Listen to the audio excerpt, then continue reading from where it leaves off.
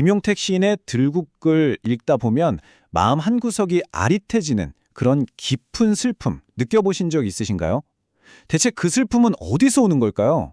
오늘은 이 시를 한 겹 한 겹 벗겨내보면서 그 감정의 뿌리를 한번 따라가 보려고 합니다.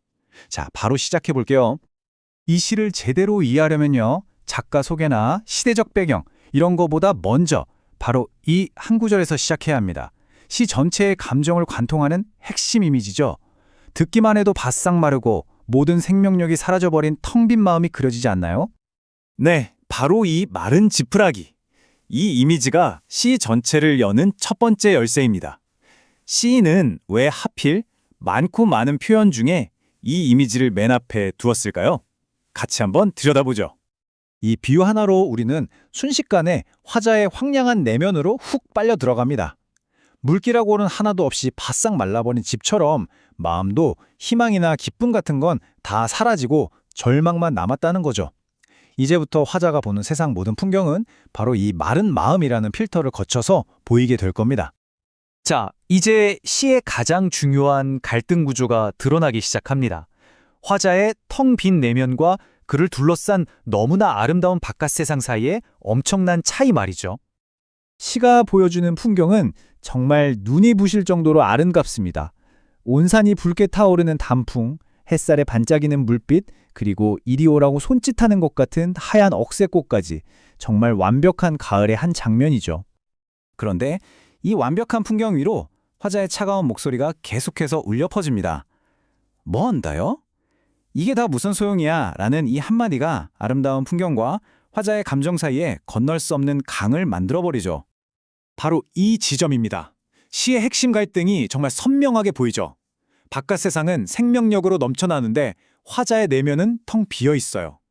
여기서 진짜 중요한 건 이 아름다운 자연이 화자를 위로해주기는커녕 오히려 당신이 없다는 현실을 더 비참하게 느끼게 만들어서 고통을 더 키운다는 겁니다. 이게 바로 대조라는 기법이 가진 힘이에요. 세상은 이렇게나 아름다운데 왜 나만 홀로 이렇게 슬플까 하는 그 거리감이 화자의 절망감을 극대화시키는 거죠. 자, 그럼 이제 본격적으로 분석의 핵심으로 들어가 볼까요? 시인이 이 슬픔을 표현하기 위해서 어떤 상징들을 사용했는지 그 암호를 하나씩 풀어볼 시간입니다. 이 표를 한번 보세요. 시의 핵심 상징들이 딱 정리되죠. 하늘에 뜬 초생달은 그냥 달이 아니라 떠나간 그대의 얼굴을 떠올리게 만드는 고통스러운 매개체고요. 반면에 마른 지푸라기나 허연 서리는 화자 자기 자신의 텅 비고 차가운 마음 상태를 직접적으로 보여주는 상징입니다. 맞습니다. 초생달이 바깥에 있는 그리움의 대상이라면 지푸라기와 서리는 안에 있는 절망을 상징하는 거죠. 시인은 이렇게 안과 밖의 상징을 통해서 완전히 단절되어 버린 고통의 세계를 우리에게 보여주고 있는 겁니다. 이번에는 시각적인 이미지를 잠시 넘어서 시인이 사용하는 언어, 그러니까 청각적인 부분에 한번 집중해 볼게요. 이 시가 가진 날 것 그대로의 힘은 사실 이 언어 선택에서 나오거든요. 이 부분이 정말 흥미롭지 않나요? 시인은 세련된 표준어 대신에 투박한 사투리를 써서 전혀 가공되지 않은 슬픔을 있는 그대로 우리에게 던져줍니다. 그리고 뭐 헌다요라는 체념 섞인 질문을 계속 반복하면서 마치 텅 빈 마음속에서 울리는 깊은 한숨소리 같은 효과를 만들어내죠. 그리고 마침내 이 시에서 가장 충격적이고 가장 날것의 감정이 폭발합니다.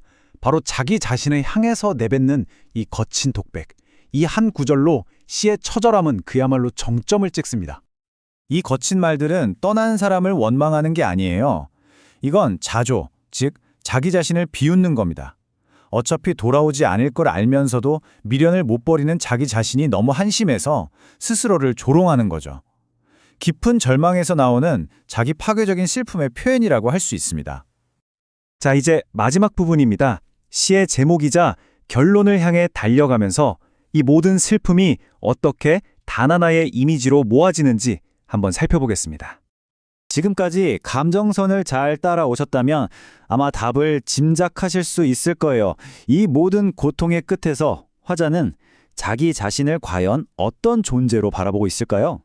네, 맞습니다. 화자는 자기 자신을 세상에 홀로 남겨진 존재, 차가운 서리가 내린 밭에서 하염없이 누군가를 기다리는 외로운 꽃 한 송이로 여기게 됩니다. 바로 이 구절이죠. 시의 제문이었던 들국이 마침내 화자 자신과 하나가 되는 순간입니다. 차가운 서리밭에 외롭게 피어있는 저 하얀 들국화, 저게 바로 나라는 거죠. 화자의 마지막 모습인 셈입니다. 결국 들국은 화자의 분신, 또 다른 나 자신이었던 겁니다. 지금까지 계속 분리되어 있던 화자의 내면과 외부 세계가 마침내 이 들국이라는 하나의 이미지 속에서 합쳐지는 정말 가슴 아픈 자기 고백이라고 할 수 있겠죠. 결국 이 시 전체는 이 마지막 한 이미지를 만들기 위한 기나긴 여정이었던 셈입니다. 아름답긴 하지만 그 아름다움이 아무런 소용이 없는 존재, 사랑하는 당신이 없으면 내 존재 자체가 무의미하다고 외치는 한 송이 들국화의 처절한 독백인 거죠. 마지막으로 이 질문을 한번 던져봅니다. 김용택 시인의 들국은 단순히 한 사람의 슬픔에 대한 시가 아니라 우리 마음의 상태가 우리가 보는 세상을 얼마나 다르게 만드는지에 대한 보편적인 질문을 던지고 있습니다. 여러분이 지금 보고 있는 세상은 어떤 색깔인가요?